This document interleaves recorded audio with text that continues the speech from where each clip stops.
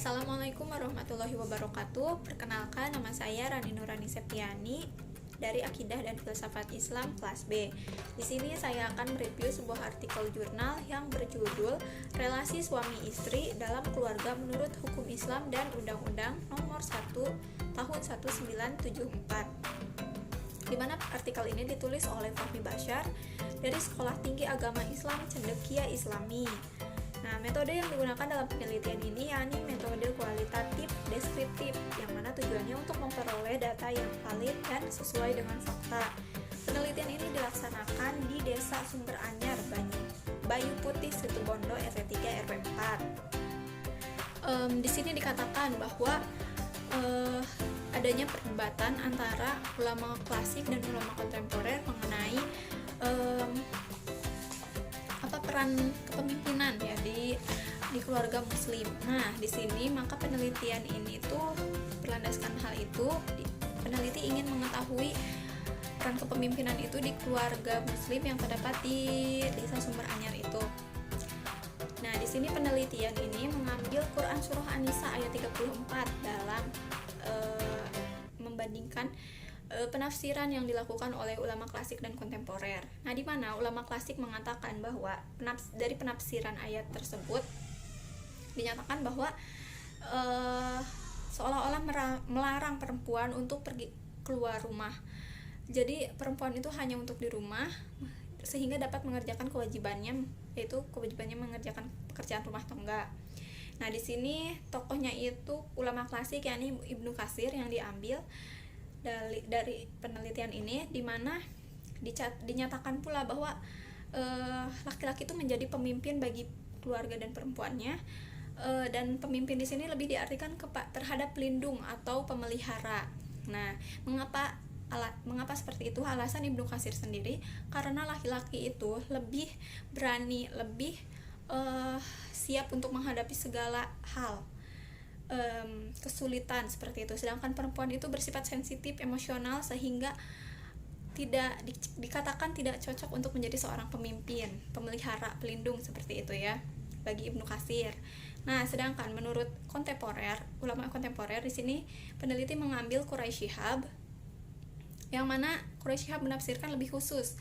Nah, yakni lanjutan ayat tersebut dijelaskan. Nah, sebab kepemimpinan itu karena laki-laki berkewajiban untuk menafkahi istri dan keluarganya, sehingga kepemimpinan ini tidak mencabut hak-hak perempuan. Nah, di sini dikatakan bahwa laki-laki sebagai pemimpin, namun perempuan masih tetap bisa menjalankan hak-haknya dengan baik. Nah, lalu dikatakan bahwa hasil dari penelitian ini di Desa Sumber Anyar tersebut ditemukan bahwa kepemimpinan dalam rumah tangga itu di sana mutlak dipegang oleh laki-laki atau suami. Nah, pandangan mereka pemimpin di sana itu yaitu seorang imam yang bisa mengajak keluarga ke dalam hal-hal yang kebaikan seperti itu, ke arah kebenaran seperti itu. Nah, sedangkan dalam Undang-Undang Perkawinan tahun 1974 pasal 31 dan kompilasi hukum Islam pasal 79 ayat 1 menyatakan secara eksplisit bahwa seorang suami pemimpin dalam rumah tangga.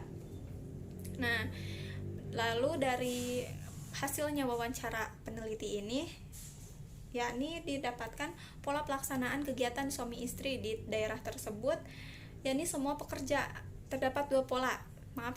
Terdapat dua pola, yakni yang pertama, semua pekerjaan dilakukan bersama-sama. Jadi pekerjaan itu dilakukan oleh suami istri itu bersama-sama. Sedangkan yang kedua, adanya pembedaan pada pengerjaan tertentu. Jadi hal ini dilakukan oleh istri khusus, ini oleh laki-laki khusus, seperti itu. Lalu pemenuhan hak dan kewajiban suami istri. Nah, di sini ada dua pola juga. Yang pertama, musyawarah. Yang kedua, didominasi oleh satu pihak. Nah, seperti itu. Lalu yang ketiga, adanya pemenuhan nafkah. Di sini ada 3 jenis. Yang pertama, tanggung jawab pemenuhan oleh suami. Yang kedua, tanggung jawab bersama suami istri. Yang ketiga, tidak ada keharusan bagi suami mencari nafkah. Nah, untuk yang ketiga sendiri ini unik ya, dimana ini dinyatakan oleh Sutria Ningsih dan Halimatus Sya'diyah. Mereka adalah seorang istri. Bagi mereka yang penting dakwah suami mereka tetap berjalan dengan baik, sehingga keluarga akan tetap nyaman dan tetap bahagia gitu. Nah, lalu yang terakhir adanya pola pemeliharaan dan perlindungan. Nah, di sini istri-istri mereka, informan yang peneliti temui, menyatakan tidak bergantung dengan suami, seutuhnya mereka meminta perlindungan kepada Allah Subhanahu wa Ta'ala, seperti itu. Pendapat saya sendiri sih dari penelitian artikel jurnal ini, saya mungkin tidak setuju ya dengan penafsiran ulama klasik yang mana membuat perempuan itu merasa terkekang, kita tidak bisa bepergian kemana-mana.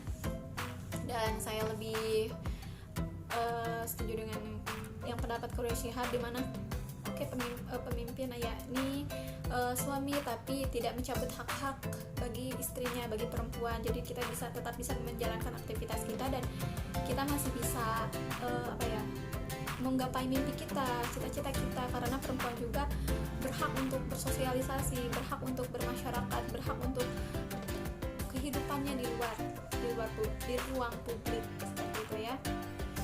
Dan untuk kaitannya dengan agama dan gender, kesetaraan gender yang kita pelajari ini di mata kuliah agama dan gender ini, saya berkata sih ya pasti ya ulama klasik itu penafsirannya itu tidak setara ya, maksudnya perempuan itu lebih laki-laki lebih didominasi di sana kan.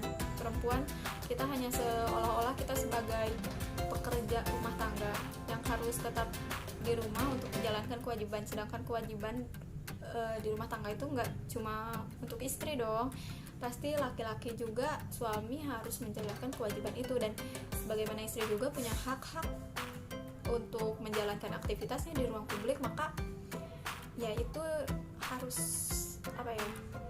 kita seimbangkan, maksudnya dengan kita tetap menjaga kehormatan kita, kehormatan keluarga, suami, kita masih tetap bisa beraktivitas seperti itu.